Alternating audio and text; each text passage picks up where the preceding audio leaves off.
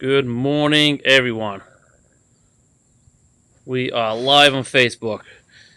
Okay, just bear with me really fast. I am using some new technology. I'm trying to figure all this out. So I'm doing it from my computer today. I need to get you a document. What we're going to use.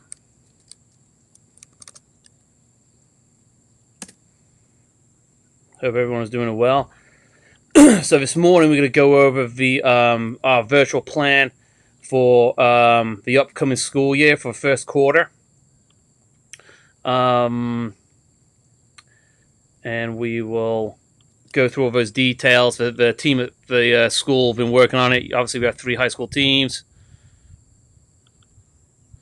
Or 3 school teams, sorry. They've all been working independently to create a good academic program for all of you. So let's see if I can share this now. You should be able to see it. There it is. There is our academic plan. Let's make it a little bit bigger.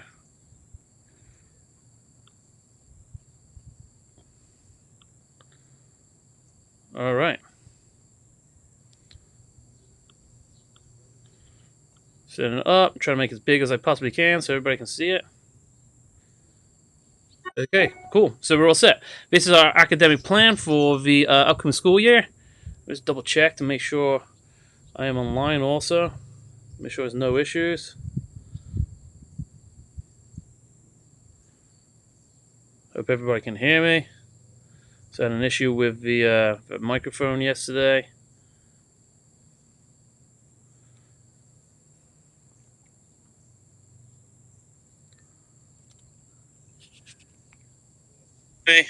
All right, we're all set. An issue. Okay, we are all set. Boom. First time using this program, so I'm super excited to go through it. I was a little nervous there. I had some technical difficulties with it yesterday, but I downloaded this app on my computer and it's working great. So I'm Steve Flavell, Chief Executive Officer at Executive Education School. Myself and the administrative team have been working on this virtual plan for the past few weeks to try and roll out a great alternative for the school year. This isn't our optimal option. Obviously, we're all a little frustrated and upset with that, but it is a space we're working in, and we have developed this virtual learning plan for everybody here. I'm going to go through our virtual learning plan kind of globally for as a school. The week of September 24th, each individual school, elementary school, middle school, and high school are going to go through the procedures and processes for this plan and how it looks in each individual school. So you might have some questions that I can't answer, but we will get those answers to you in the next session, which will be scheduled the week of the week of the 24th. Okay, so let's get started, and good morning, everybody. All right, so I'll start scrolling through this document. Beautiful title page, as you see. Has a table of contents that breaks everything down. After this video this morning, this live session, I'm going to be sending it to our IT department as a recording. This document, our health and safety plan, we're all going to be posted on Facebook. On our website, you can go to www.ee-schools.org to view it, and it will be also message using our messenger software. It will be sent out to everyone via text. Okay? So a table of contents.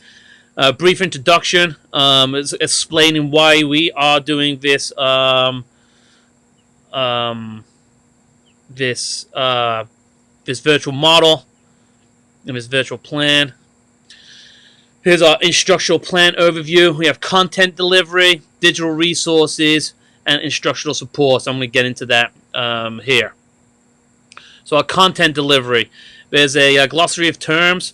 One of the big words, one of the 2 big words I believe to look through when you're looking here is asynchronous learning and synchronous learning. We sent out a a survey when we were talking about reopening of school to get feedback from staff and parents alike. And one of the things that we got from parents is we want our child in front of a computer actively learning with someone or something. That would be synchronous learning. Asynchronous is where they can kind of learn at their own time whenever they want. It allows a learner to go through the course at their own pace. We're going to do both of those this upcoming virtual learning session for this first quarter. So it's two terms, asynchronous and synchronous. They're the big terms to get out of this, in my opinion. We have our blended virtual learning, our hybrid learning. That's what we're using right now. Our learning management software, Apex, is for grades 6 through 12. Accelerate is grades K through 5. And I'm sure everybody this time is very aware of Zoom. Zoom is a video conference system we'll be using. So when you look through this, it gives you a glossary of terms that relevant for this virtual learning model. So some general program details we have here. Content delivery, it can be face-to-face through Zoom. Group activities through Zoom or Google applications. We have a Google Classroom that our teachers all use. That's a good hub to get our educational information out to students. Flipped lesson labs using video lessons and screenshots. Formative assignments, discussions through Google applications, virtual lab scenarios, demonstrations, hands-on activities, independent reading, writing, research, exercise, and projects. That's our blended virtual learning model. Okay, looking specifically at grades K through 4 elementary school, our instructional resources. Again, I said earlier we're going to use Accelerate. Accelerate Education is an online platform meets the needs of all students from at-risk and those that are in the traditional classroom and Excel, also for high-achieving students. This is a schedule that will be provided for students who will be in their Google Classroom. Every morning, kids have got to log into Assembly. Now that we're electing to do virtual learning, that we don't have the forgivenesses from the state that were in the in the spring when the pandemic hit. So we're electing to do this model. So everything that we talk about here is going to be mandatory. So the school day starts boom at 8:30. Kids go to assembly. They'll get messages from a team leader and community coach. They'll share announcements, motivate, get kids going, explain the day for them, explain what the virtual learning norms are, and things of that nature. So morning assembly starts at 8:30. Then we go to GGI. Kids log into their GGI at 9 a.m. That's very similar to homeroom in a regular school. Kids come into GGI. Their attendance is taken for the day, and their social emotional learning lesson is in that time frame. So it's very important for them to go to that. Then they have a block of English, a block of math, 30 minutes of science, 30 minutes of their special, and then they go into afternoon assembly at 2 where we wrap up the day. Okay, so that's if you take a look at that, I'm trying to split on 2 pages. But if you take a look at this right here, this is the sample schedule for grades K through 4. And again, this is all going out to everybody, so don't ask. It's all coming out to everyone. Everybody will get it if they've got an updated phone number with the school. Just breezing through this right now to give everybody an explanation. Okay, so some other activities here for K through 4, very similar to what I discussed up in the general program details right here. All teachers have a Google Classroom to access synchronous support and instruction from their teacher. Again, synchronous meaning real time. It happens when they need it. There'll be smart future assignments, announcements, and any other additional activities. Smart Futures is a career-focused education program that we're going to use, so that being a charter school and being executive education, we have a career and business-focused curriculum. Through this virtual experience, that's how we're going to hit that requirement. And then there'll be office hours every day from 2 to 3, and you can access teachers for any additional support. Special teachers will be holding regular tutoring hours throughout the day to support any student that needs extra academic support, and we might even schedule groups with those special teachers to provide some remediation and support. Our kindergarten teacher will have kindergarten will have their own special teacher. Then for grades 1 through 4, there'll be a special teacher to support math and a special teacher to support reading. Okay. So now we move on to middle school. 5th grade will use Accelerate, which is the online learning platform that grades K through 4 are using. So Accelerate serves grades K through 5, grades 6 through 8, and grades 6 through 12 are going to be using Apex. Apex is a little bit more rigorous, and it's better for older students, so we're going to use that for them. All courses provided are standards aligned and designed for students in remote settings and blended learning environments. Okay, so there's no worries there. The curriculum is going to be very, very strong. For middle school students, for gym, there will be a daily physical activity that they need to complete, and they go into their PE classroom, and they will log that activity for the day. In middle school, physical education is a requirement by the state, so we have to meet that requirement. So they have to log their own physical activity under the direction of the PE teacher, and they will get that credit for the day.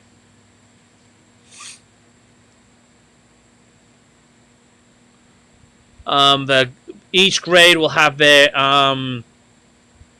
schedule provided in their Google Classroom. But again, here's a sample survey, a sample schedule for the morning or for the day for middle school students. Again, starting at 8:30. I can't stress this enough. Now that we're electing to do a virtual model, everything we do is mandated. There is no forgiveness by the state when it comes to attendance and completing assignments and things like that. Before, there's a lot of gray area on what students needed to do during the pandemic. The pandemic is still in place, but it's not a real state of emergency anymore. We elected to do a virtual model due to the parameters that are out of our control. So now, excuse me. So now we are electing to do this model. So everything that we put in here is mandatory. Starting with morning assembly at 8:30. Kids log into their morning assembly, ran by a team leader, CSD or community coach, and a morning message will be shared, expectations, those type of things. Students know what I'm talking about. They go through it every morning. GGI, boom, starts right at 9 o'clock. Students have to log into GGI. That's how we get their attendance for the day. Also, their social emotional learning program requirement will be in that 30-minute window. So they have to log into that. If they don't log into that, they're absent for that day. Then there's sample schedule of 45 minutes of class, as you can see here, and then it goes to the afternoon assembly at 2 p.m. So this right here, I'll highlight it, maybe show up a little bit. This right here is the schedule for middle school grades 5 through 8. And again, this will be all pushed out to everybody later on today and will be fully on our website, which is www.ee-schools.org, if you do not have it or don't know it. I'm sure I'll repeat that a million times over. Okay? Teachers are going to set small group instruction groups based on student needs, and there'll be staff assigned to support them. Other activities, Google Classroom will be set up, as I said, for students, so they have access to synchronous instruction to help them out if they need any support. Office hours, Zoom links will be posted, smart future assignments, announcements, and any additional activities. The hub of the students' information will be in Google Classroom for academics. Middle school will also be using Smart Futures. That's our career education platform that we're using during the virtual instruction window. Again, as a charter school and a business education focused school, we need to hit that requirement, and we're going to use Smart Futures for that. So it should be a very useful tool, and we're going to use this tool as we go into the school year to support us with the career education component that we do. There will also be office hours for students, and they'll be posted in their Google Classrooms to support students in all subject areas. Excuse me. Now, going into high school, grades 9 through 12, they'll be using Apex Learning. Those courses are standards aligned, they're very rigorous. It's designed for students in remote and blended environments, and supports will be provided by teachers. They'll be given feedback, they'll have offline assignments, and there'll be small group instruction too. It motivates students to participate and learn by doing. Apex is used by lots of school districts. It's very popular. We've used it in the school already, so high school students are familiar with it. Now we're just kind of using it as to deliver all our content, with teachers supporting and facilitating that process in their classroom too. But it's the best option that's out there for us right now, and it's stellar. It's a great program. Just like typically high school, students have their own individual schedules. So it's based on the individual student credit requirement. So students and parents can log into PowerSchool as they normally do to see their high school student schedules. Again, it's based off their credit requirement, and the Apex class is aligned with their credit requirement. Assignments will be made available on a weekly basis, and they have time throughout the week to do that. An Apex course typically requires between 150 and 180 hours of logged in time to complete that course. We have about 180 days in school session, a little bit more than that. So if you take that hours and divide it, it's about 1 hour a day to complete that course, which isn't astronomical. If you think of a student's day, they get to us by 8, they leave by about 3, they go home, they do homework, research, projects. So their academic day is probably close to like 10, 11 hours. It's a long time for them. So we have a sample schedule here. All the students will be taking 5 classes. They have to log into morning assembly. They have to log into GGI to get credit from school day. And in high school, they get marked present for each individual class too. So there's 2 components here. Make sure you log in to GGI for their daily attendance, and then log into each class for their class attendance. Teachers will be able to monitor that. I don't have classes here. Again, each individual student has their own individual schedule, but approximately 5 hours a day. So 1 hour for class 1, 1 hour for class 2, 1 hour for class 3, 1 hour for class 4, and that's approximate. Some students move through content very, very fast. They might only need 30 to 40 minutes. Some kids are a little bit slower. They need they learn in different ways, and they need to really digest that information and revisit it later on in the day to comprehend it. So we're saying approximately 1 hour throughout the day, and teachers will be synchronously assigned to that class, so they're available to help out. Again, this is a suggested schedule. If they need more time, just like you would during the school year, you have homework, you have research, you have projects. But this is a good sample schedule to keep you on track and make sure you don't fall behind with any of your assignments. And then afternoon assembly is at 2 p.m. Just like the other grades, Google Classroom for other activities. Classes will have a Google Classroom for synchronous support. There'll be office hours, Smart Future assignments for that career exploration credit, and announcements, and any other additional activities will be placed in that Google Classroom.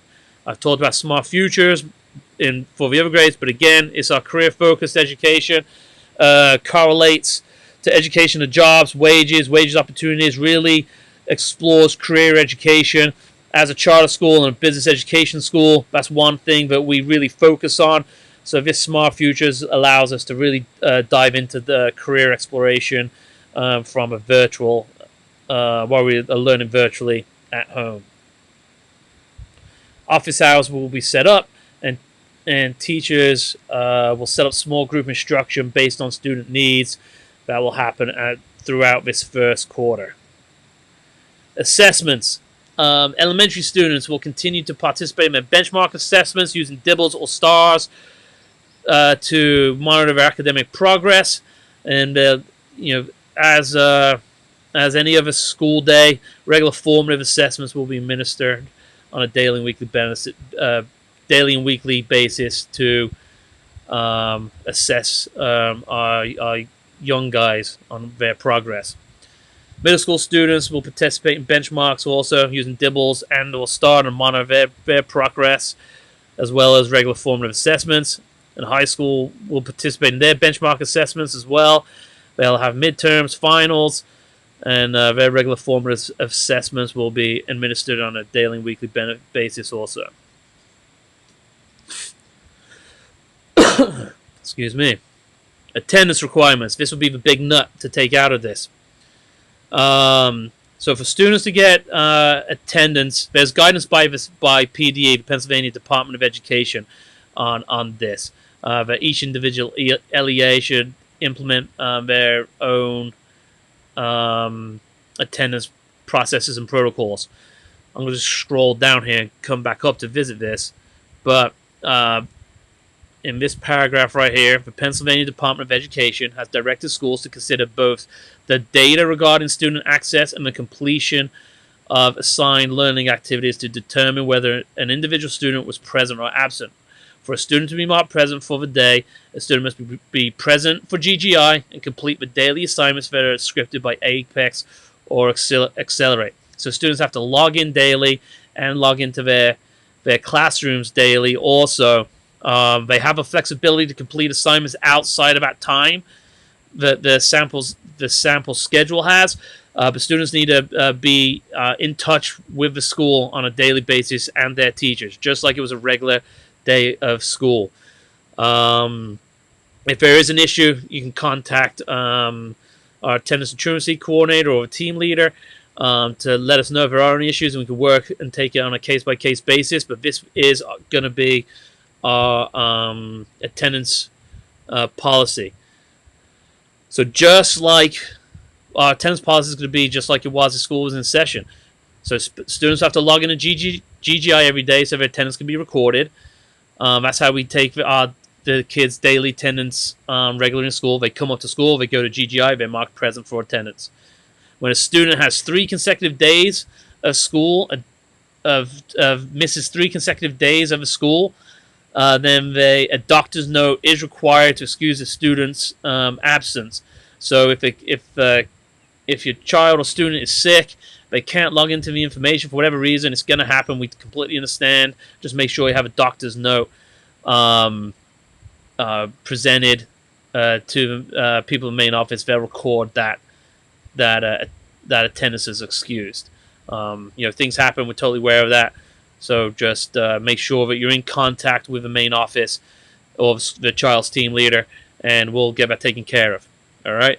Once a student has missed 3, or once a student has accumulated 3 unexcused absences, the parent and guardian will receive a letter from the school, let them know that they've missed 3 unexcused absences, because sometimes parents don't know. So we'll let you know.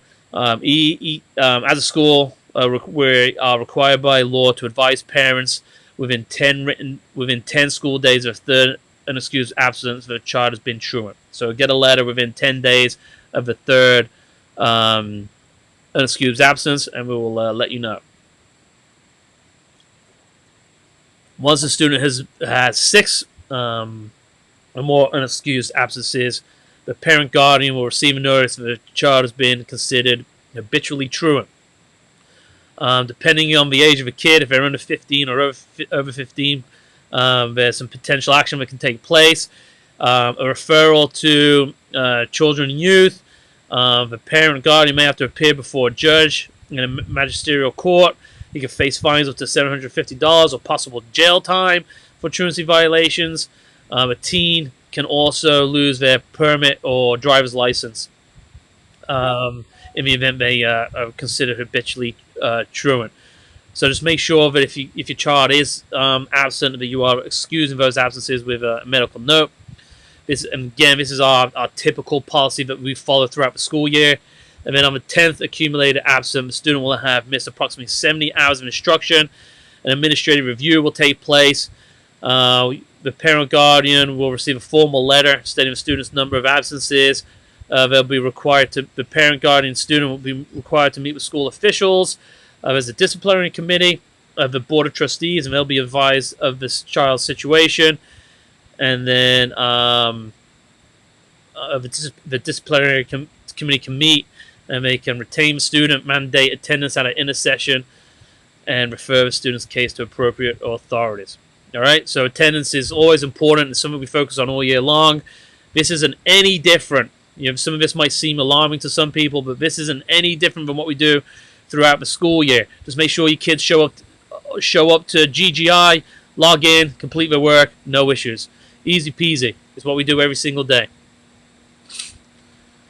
There's some accountability metrics in here. So teachers will be expected to continue to meet in their data meetings and discuss what the students need to know. How will we know they've learned it, and what will we do if they have not learned it. Teachers will be expected to make weekly contact with their students to monitor progress. So it's not calling every student. If students have logged into their GGI of a class and teachers have seen their kids in class, then that contact has been made. If they don't hear from a kid for a few days, just reach out and touch base with them.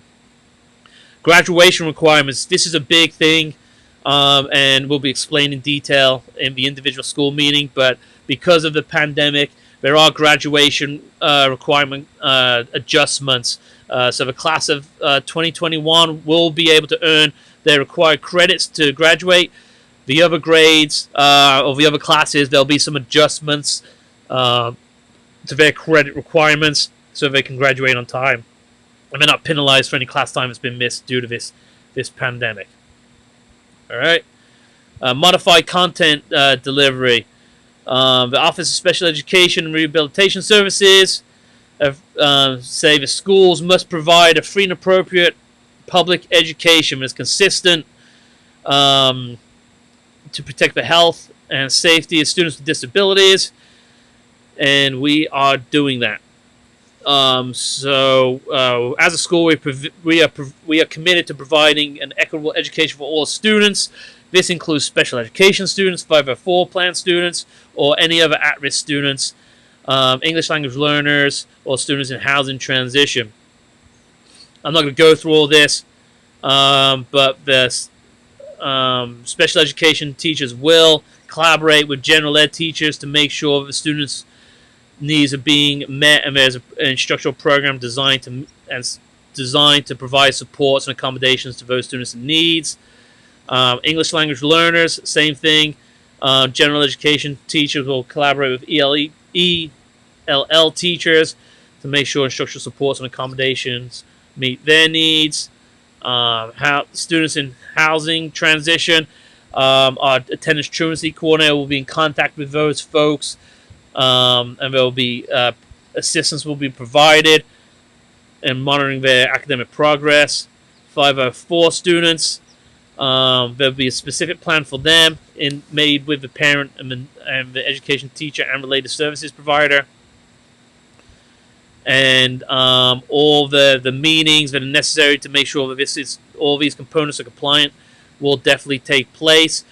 Also, to parents, if you have any concerns, you think your student's struggling, you think they need more modifications or accommodations, if anything pops up where you think that your child's needs aren't being met, just reach out to us. We understand that this isn't cookie cutter for each student. Each individual student has their own individual needs and needs their own individual plan, and we will go above and beyond to make sure those needs are met. We can't do that if we don't know. So basically, what I'm going to share with you by basic rule of thumb is a program will be rolled out for your child if they're in one of these programs. And if you have any concerns, reach out to the special ed teacher, the special ed director, the team leader, excuse me, and we can accommodate you, and we can set up meetings to make sure that those things are put in place. Okay. One thing I haven't mentioned yet: this whole plan is designed to keep everybody safe during the pandemic. So again, that's why we chose virtual. That's why we have all these processes in place, trying to keep everybody safe. But again, if you don't think your needs are being met, just reach out to us, and we'll make sure that you are we are meeting those needs, and we can provide you with the supports that are needed for your kid. Some digital resources. All staff, they have laptops. Continue to work on your laptops. Students, if you have a home computer, use that home computer. If not, you can pick up a device at the school. We will be sending distribution dates so that students can pick up their devices at the school. Tentatively, right now, we are looking at. Let me bring up my calendar. If I can. That's silly. Let me look at my phone. Tentatively, right now, for computer distribution, we are looking at the week of September 8th through the 11th, 10 to 4. So September 8th through the 11th, 10 to 4, we are looking at distributing computers and devices. I have to confirm that, but that's what we're tentatively looking at. That information will be blasted out to everybody very, very soon. If you can't get to school to get a device, let us know. We'll figure out something to get a device to you. Software resources, I said. Students K through 5 are going to be using Accelerate Education. Grades 6 through 12 will use Apex Learning. And there's all kinds of other applications that individual teachers will use, and they'll let you know of that. Internet access is always an issue. We have provided, through the pandemic, plenty of internet providers who can provide internet access to you. In addition, there are some commercial internet providers. Also, EEACS at the school, we're going to set up a hotspot at the school. So if you can't access internet, you can come to the back patio of the school, and there'll be a hotspot patio where students can access their and connect to the internet there for free. That space will be limited to put social distancing protocols in place, so just be aware of that.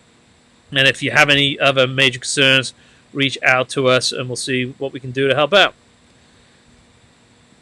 There's plenty of instructional supports. This section is going to provide some tips and suggestions, as well as some resources for employees and families. So some practical tips for adapting each approach to an online environment below. Learning contracts with students.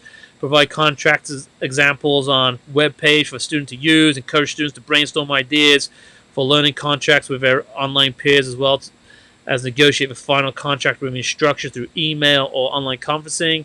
This offers continuous feedback regarding progress towards accomplishing learning objectives. There could be lectures that are recorded or live.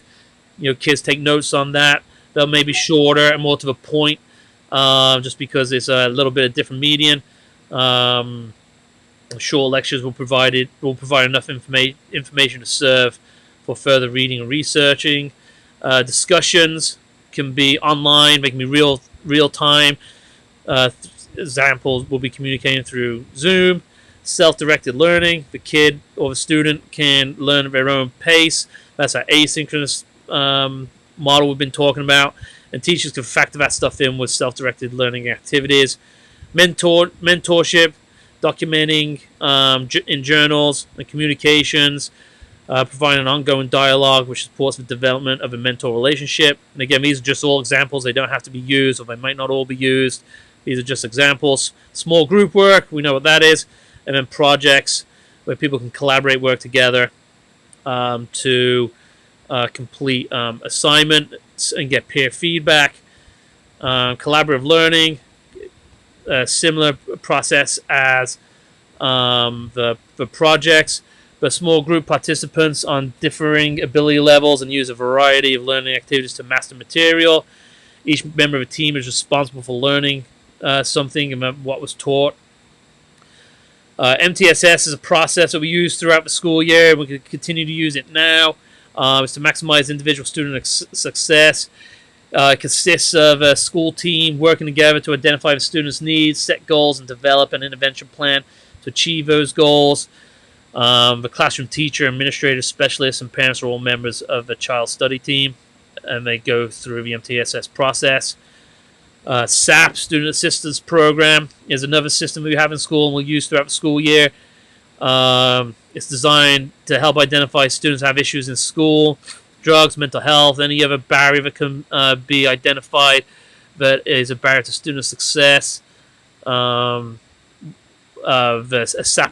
student is referred to SAP, and they are given some supports to help them break that barrier. If you, as a parent, if you have any concerns about your child, refer them to the SAP team by contacting the student's team leader and make a SAP referral, and then we have those supports for them. Some parent instructional supports. We'll have a parent university that will be accessible on the website. It's going to have a bunch of short videos of a bunch of different topics: how to access a Google Classroom, how to provide support at home for academic, how to provide academic resources at home. Just a resource for parents to help them feel comfortable, or to make them feel more comfortable with virtual learning. Will be placed on the internet. And as always, if you need anything, please reach out to your child's team leader, and we will do what we can to help you. Part of the reason why we have a sample schedule in this plan, and why we have a more rigid schedule this time around with this virtual learning, is setting up a daily schedule is proven to have more academic success for your child. So it's very important that you support that schedule at home. Wake your kid up, get them online. That consistency is needed for kids. So take a copy of the schedule, post it up for your kids to use, help reinforce it, so everybody knows the expectations and your kid doesn't fall behind. But that daily schedule is very, very, very, very important. Also, try and find a place for your child that's conducive to learning. It could be a kitchen table, a family room, a bedroom, but it's a place where that you can pop in and monitor what they're doing, and also they have the needed materials and place to focus and complete their work. This isn't going to look like a typical school day, but we're planning to mirror the school model as best as we can with virtual setting, including the assembly and GGI. Some students may go through this quickly and just more just will be more comfortable with the virtual learning component. Some kids are going to struggle with it. That's just the way it is. But if a student is struggling, allow them to take a break. If you need support, let us know. We're going to have people that are available. They'll be doing wellness visits, checking in on houses. If you need support, let us know. We can send someone out to help you out. If your child's confused about something, and you can't help them out, my kid went through virtual learning, some of their work I couldn't help them out with, just contact the teacher. Don't get all frustrated. Just contact the teacher, let them know, and we'll do what we can to support you in that way. And then you have this time at home. You can get the great thing about being at home is you almost have infinite resources to do some experiential learning. So have bake cookies, prepare a dinner, make a board game, play Monopoly or Scrabble, draw, write, play, all those experiences will translate into good memories, and also they're just real life examples of the learning that they are taking to school and putting into practice. So it's very important. One thing to consider when going through virtual learning is that student privacy and safety is important. The EACS will comply with FERPA, which is the Family Education Rights and Privacy Acts, and there's the note from FERPA right there. Here's a timeline of significant events that we have right now. September 8th to 11th, which I already share. It'll be confirmed today. From 10 to 4 p.m. will be device pickup. If you need a device, pick it up. If you have a computer at home, don't worry about it. First day of class will be September 14th, and it will start at 8:30 a.m., which is morning assembly. Benchmarks, how we assess students' progress, will be the week of September 14th to the 25th. That does not mean they take a test on the 14th, 15th, 16th, 17th. That's not what it is. That's the benchmark window where a teacher will select an hour to complete their benchmark that day. There's just a lot of logistics on our end, so we have a window so we can balance the load of facilitating tests and looking at results. Back to school night, it will be virtual, but it will be September 29th, 2020. And then the end of the quarter, which is going to be a big sigh of relief, hopefully, will be November 11th, 2020. So on November 11th, we'll reevaluate state of affairs, hopefully end our virtual learning plan and go to live instruction in the school. If not, we will just continue this plan and roll it out by another quarter. We will go quarter by quarter. We won't change this up in the middle of the quarter. Go 2 weeks into this plan and say, "Oh, everybody come to school now." It's too much to manage, and to credit kids for work done and changing systems and processes all up. That's a lot. So we will take it by quarter to quarter basis. Excuse me. Our personnel plan. We have employees at the school. It might have some personnel differences. We have in our employee contract that the board and the administration of EACS is allowed to assign duties and responsibilities that are approved. So some of these responsibility changes are here. This is for our staff. Special teachers might not be teaching specials, so they'll be supporting in other ways,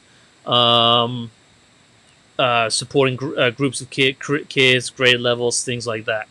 Our Title I specialists, if needed, will collaborate with classroom teachers to determine accommodations, provide interventions through online methods such as Zoom, video, FaceTime, whatever, and review and respond to data through our learning management software to facilitate the MTSS process. Our related services providers will conduct counseling and consultative services, again, through Zoom, video, FaceTime, email, phone, whatever it is. And they'll also provide individual group or group sessions depending on their IEP or 504 plans.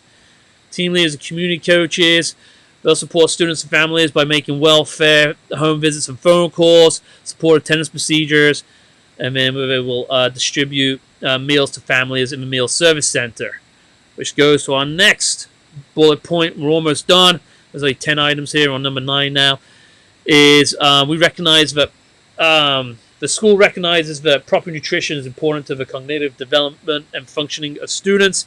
As a result, this time around, we'll be hosting a food pickup site on the west side of the building. If you've been with us for a while, that is the old Welcome Center. It's on the far right or left side of the building. If you're facing the building, the far left side, which is the west side, we'll have a meal service sign. We have a door there with a big area to store stuff, and we'll be distributing meals to students or parents or guardians of students who are eligible to pick up food, and everybody is eligible. So the pickup details, it will take place every Monday from 10 a.m. to 2 p.m. We're not talking about like a ham and cheese sandwich here. We're talking about a good nutritious meal. It's warm. You can take home. You can freeze a portion. You can microwave it, warm it up later. But every Monday you'll come to the school. You'll pick up a week's worth of food. It'll consist of 5 breakfasts, 5 lunches for kids in the school.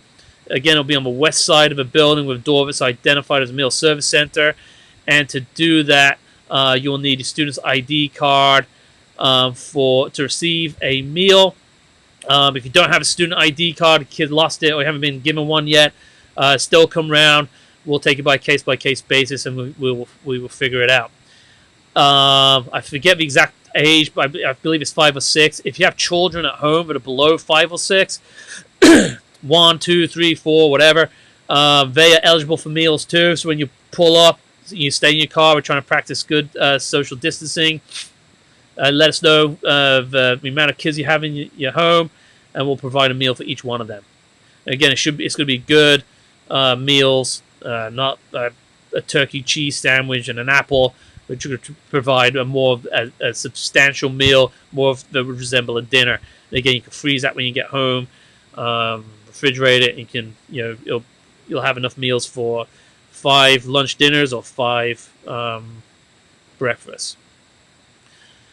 Going to our EEACS program components. If you're familiar with a school, this is just redundant at this point, but assembly will start every morning at 8:30 and end the day at 2 p.m. It's a mandatory for students to attend. It will provide an opportunity to keep the home connection strong. Parents are more than welcome to join into and listen to it. Myself, Mr. Lysick, will also be doing the weekly assembly that addresses more parents, guardians. We share more of an update from the school and things we're working on. Not really student-focused, but more parent-focused. The assemblies that will happen daily will be more student-focused. GGI, Guided Group Interaction. This is the homeroom time where students will take attendance during the day. Students will have an opportunity to interact with their peers, ask questions regarding their school experience at home. It'll also be the time for social emotional learning. And it will be mandatory for all students to attend. Again, this is probably the most important component because it's when attendance is taken in the day. Part of our school-wide behavior plan. Other schools have monthly awards, so we'll continue to do monthly awards. Students that meet academic and behavior expectations are recognized in a monthly award ceremony. It's usually the last assembly of the month. During virtual lessons, students will continue to be recognized for meeting positive expectations. Another component of the schools, another part of our school-wide behavior plan is ratings. We provide feedback to students on academics, attendance, and behavior. This is measured through the school's rating system. It's a useful tool for parents and students to gauge the students' overall performance. The rating scale is identified here. You should know by now. Board member, Raptor, pledge, positive, neutral, concern. Board member being the best, concern being, you should be concerned of what's going on. You're usually notified when that happens, so we will continue to use that. The EEACS virtual learning norms. We have norms in the school. Norms are expected behaviors. So now we've kind of twisted them up. So you have virtual learning norms that, for virtual learning. They're all listed here. I'm not going to read them off. And then you have virtual classroom norms. And they are right here. I'm not going to read them off too. You can see them. And then always our 5 basic behavior norms. They always apply. Those 5 basic behavior norms that are relevant to any situation. Kids should know them also. I'm not going to read them all out, but those norms will apply also. They always do. Okay. Again, as I said before, the week of the 24th, elementary, middle school, and high school are going to have their own virtual meetings to discuss the processes and procedures for each one of these schools, or each one of this plan for each one of these schools. It'll be a little bit more detailed. We just wanted to get information out to you. I wanted to explain it instead of just sending the document out. I want to explain it also. I'm not going to answer any questions just because if there's, it's too much of this time. But save your questions for those individual meetings. You can always email us too. We'll answer those questions. But that is our virtual learning plan. I'm sure everyone's tired of listening to me, my horrific accent and talking and voice. But this is our virtual learning plan for the school year of 2020-2021. Thanks for tuning in and staying informed with the school. I'm bringing this to you today from the destination. I'm in Delaware, so I have this nice scenic background behind me. I'm going to go enjoy the sun in a couple of minutes after I have got through some meetings today.